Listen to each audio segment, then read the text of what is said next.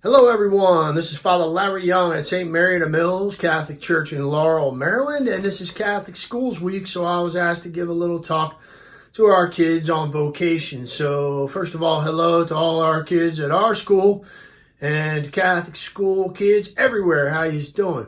So, let's talk about vocations. How do we determine what is our true path in this life that will lead to our greatest happiness and human fulfillment? That is the question. Well, another way to say that is determining what is your vocation in life. From the word vocare in Latin, okay, which means to call. So a vocation is a calling, literally. All right, so if there's a calling, there must be a caller. Who is that caller? Our Lord. To determine what the Lord is calling you to do. So it's not just career counseling, okay? It's something more supernatural for us. We are always seeking the will of another as believers. So it has to begin, this process of determining our vocation, with faith, with the core conviction that the Son of God walked around down here. That's an astounding fact I'm trying to let penetrate my brain and my heart every day. The simple truth that the Son of God came down here and walked around, and now I am declaring myself to be his disciple. And my life, the whole meaning and purpose of my being and existence is to be his servant, to be his disciple of the Son of God. Okay? To become his disciple and have this intense personal loyalty and devotion to him has to be the starting point for determining our vocation.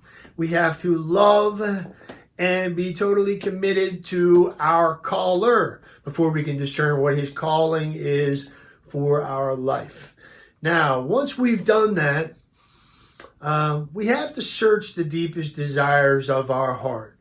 So I would say from discipleship, I would move towards desire. Now, what desire does the Lord put on your heart based on your natural gifts and abilities and talents that he's given you? Okay, has he put desires on your heart? If you're like most of us, then you'll have all sorts of different desires, and they may come and go. You'll think about being a professional football player. You might think about being a fireman. You might think about being a ballet person, or whatever, ballerina. You may go through different phases in life, as we all do.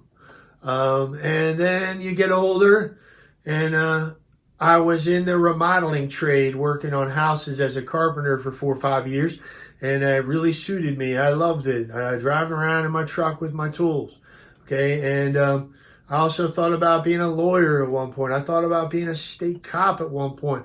And then eventually, the priesthood would always resurface in my heart. So if you have a calling to the priesthood or religious life, the seed gets planted sometimes pretty young, and it'll keep resurfacing in your life. That was my experience anyway. And eventually it crowded out all the other competing desires, and I just knew in my bones the Lord was calling me to this mission. Okay, and once I finally locked in on that, I entered the seminary, and in 1997, 6 years in the seminary, and I was ordained in 2003, 18 years ago, and here I am, in the center of God's will for my life. So it feels so good to know what your calling is. But you have to surrender yourself to the Lord's will. You have to first become his disciple.